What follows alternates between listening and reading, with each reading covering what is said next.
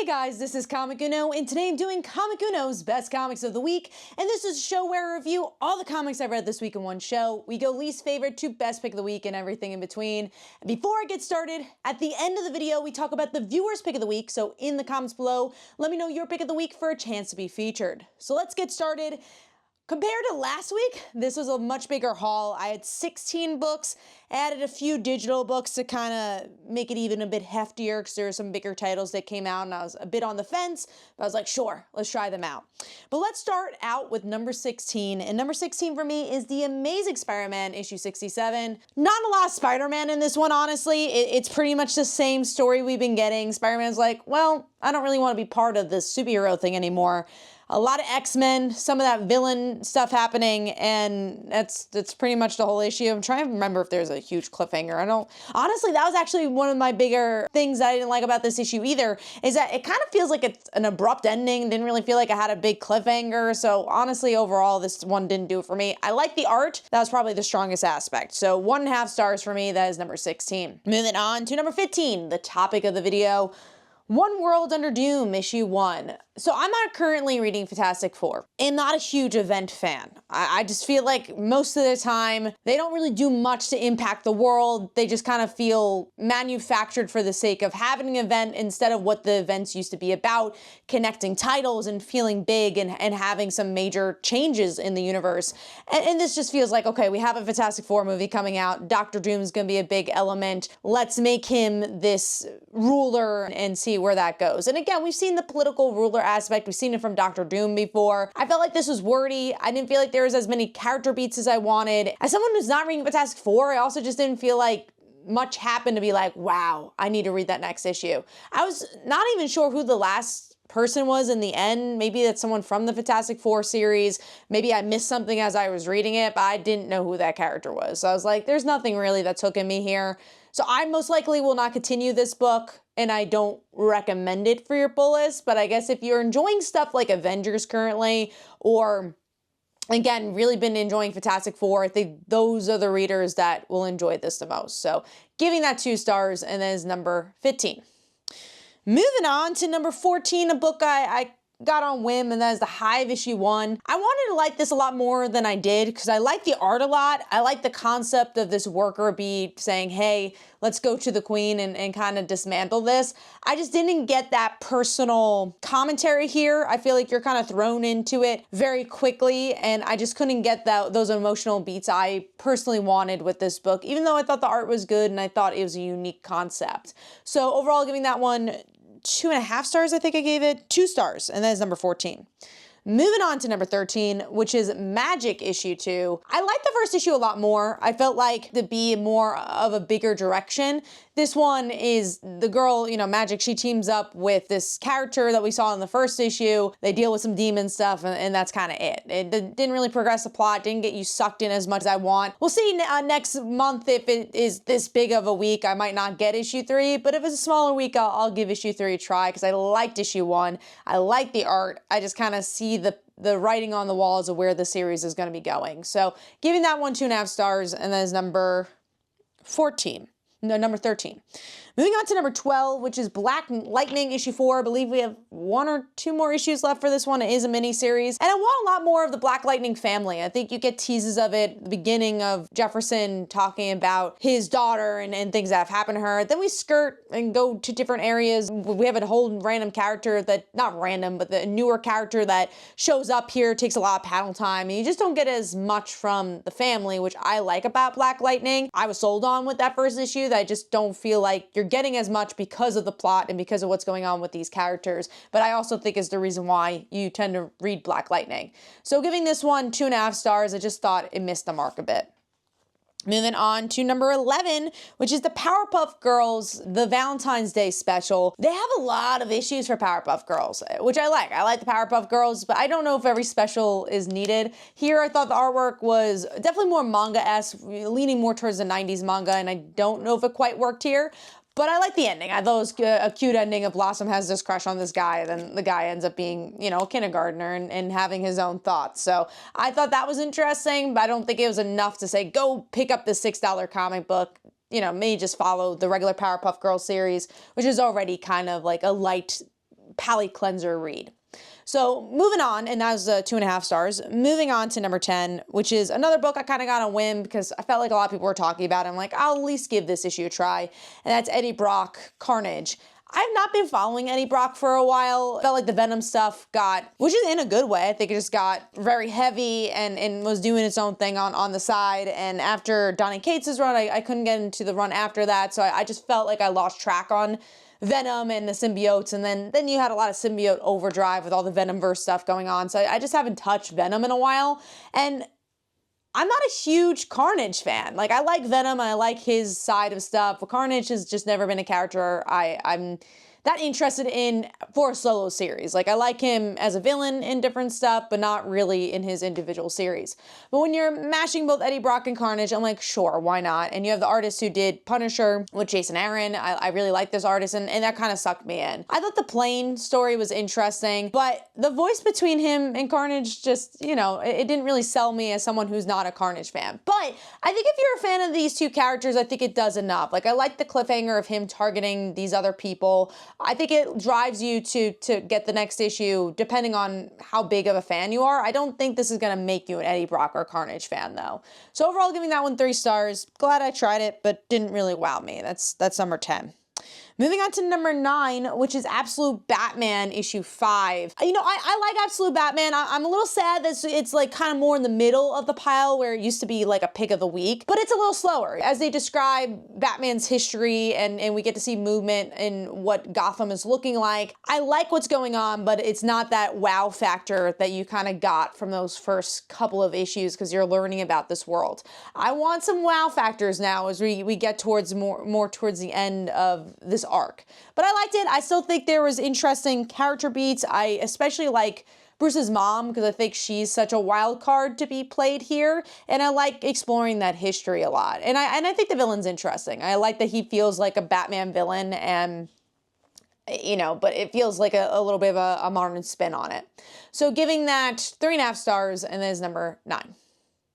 Moving on to number 8, which is Aquaman issue 2. Fair warning, I'm not a huge Aquaman fan, but I do love Jeremy Adams, and I think he's doing a lot of interesting things for Aquaman. That's where I'm at here. I think if you're a huge Aquaman fan, this is gonna be in your top 5. For me, as a casual reader, this is a good comic for someone who just isn't a huge Aquaman fan. Because I like them delving into the dark side stuff. There's definitely a lot of history they're delving into with Aquaman in his city and what it means to be king. And we get to see some action pieces with it. I think it's a good issue. I like the art for this one, and I'm curious to see where it's gonna go. So giving that one 3.5 stars, and that is number 8. Moving on to number 7, which is Spider-Gwen Ghost Spider, issue 10. I don't know what to do with this book because it doesn't really feel like a Spider-Gwen book. It's much darker than you would expect for it, but I like the elements. I liked her relationship with Black Tarantula and the complications of him being a villain who he's related to, and I kind of like the darker tone all at the same time. I didn't like the cliffhanger. I don't know why Loki's here. That kind of threw me off a little bit. I think this would have been a little higher if it wasn't for Loki, and again, it goes back to there's elements of this book that just feel like it's thrown in for the sake of being thrown in, like obviously her being in the 616 in the first place and now Loki. But I do feel like this book is doing its best with what it's being thrown at. So overall, giving that one 3.5 stars, and that is number 7. Moving on to number 6, and that is Green Lantern Corps, issue 1. I've been loving what Jeremy Adams has been doing in general, as we've talked already, but I also been loving what he's been doing in Green Lantern and expanding that. And this is very much for new readers. It's describing who these characters are. You get to see a peek into their history and what they've been doing currently. Oh, well, you have Sinestro kind of in the background. And I like the cliffhanger a lot because it brings your Jon Stewart fandom, which a lot of people are fans of him because of Justice League Unlimited and Justice League the cartoon, and you get to see Hawkgirl. And you're like, okay, fans of Jon Stewart from those cartoons are going to love that cliffhanger. And I just thought it was a good introduction to these characters. I don't think it's a wow introduction for like people who've already kind of been into Green Lantern, but I think it's a good stepping stone to hopefully something bigger. So giving that one 3.5 stars, and that is number 6. Moving on to number 5, which is Deadpool issue 11. Honestly, this one keeps sneaking up into my top 5 because it's just such a consistent book. Even this one where I'm not currently reading Miles, and I will say there's elements to that where I'm like, what's that suit? What's going on with Miles? I like just Deadpool trying to have a hit on him and then realizing it's not actually him, and his interaction with his daughter about having a hit on someone like Spider-Man. I just think there's a lot of fun back and forth. It feels different from a lot of other superhero books, but it still stays true to who Deadpool is, breaking the fourth wall. And obviously having Cody Ziegler, who's writing Deadpool, and Miles Morales having fun doing these this crossover with both the characters he's writing, I think it's just a really cool, fun thing for fans. So I also think the artwork is really solid for this. I just think it's a very under the radar series. So giving that 3.5 stars, and that is number 5. Moving on to number 4. So this is a book I wasn't planning on picking up, but I was like, all right, a lot of people are talking about it, I'm gonna try it out, and that's Bug Wars issue 1, which sounds like an event from Marvel or DC that is forgotten, but I like the interpersonal relationships here about our main character who doesn't even want to squash a bug, and his brother who's definitely going through a lot of turmoil, and the mom who's kind of trying to keep it all together. Because as the issue goes on, you find out that their dad died a long time ago, and it was because of these bugs, and he was interested in these bugs, and there's this war they allude to. The actual war, I'm not sure if I'm gonna like because it's so fantastical, and I'm not usually into that, but I really loved the foundation that they put here, and I was pleasantly surprised by that, and I think the artwork fit for what it was going for, so I'm curious to see where it's gonna go. So giving that 3.5 stars, and that is number 4.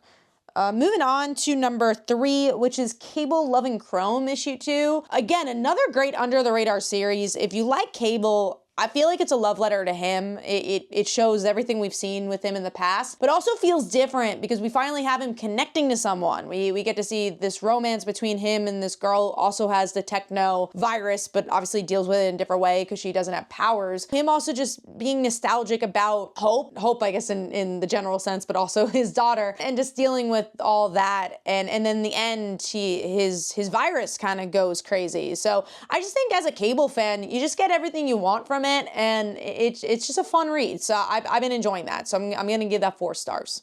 Moving on to number 2, this is a book that I actually was not on my radar at all, but Mike Spider Slayer from Comic Book Corner 2.0, he recommended it to me, and I was like, all right, let me go check it out. And I'm really glad I checked this book out. It was Camgirl issue 1 by AWA. It's a one-shot, so you don't have to read any further. And what I liked about this book is that it felt like a very personal story, and if you read the end, you'll find out why it's personal. It's about this girl who is a cam girl. You get into her life, the trouble that she gets into with drugs, and also her past with having a psychological breakdown. So you see that be such a weight for her throughout the whole issue, and then you have this mystery of this guy stalking her, and you find out who that guy is in the end of the issue. And I was like, oh, I didn't see it coming, and not in like, oh my god, I can't believe that happened, but you're like, oh, I didn't quite see that coming. That's an interesting twist, all while really it's just a great character story of inner monologue, and again, you could just tell how personal it is, and in the end of the book, you hear the journey that the writer went through with her mental health issues, and also just topics that she's really wanted to tackle, like sex work, and also just how Asian people are perceived. So I just thought it really had a lot of themes and elements that you could dive into and feel like a well-rounded full story, especially just for 40 issues. I think it just it compacts a lot of great stuff in here, and it's just so rare to have in comics. You don't really get the 40-issue graphic novella very often, or a one-shot like an indie like this. Usually it's like from a superhero book. So I just thought it was a very pleasant read, and again, I love when you could kind of feel the emotions of the creator putting their heart and soul into a story. And Camgirl, you definitely get that. So that's my number 2. Moving on to my number 1, speaking of indies, we got Feral issue 10. If you love horror, damn, this is like the best horror book. I really, every issue blows me away as a horror fan, just from the visuals to the type of storytelling to the homages that they're trying to play with different, especially the zombie genre of horror. And this issue in particular, we get to see the old ladies on the ground.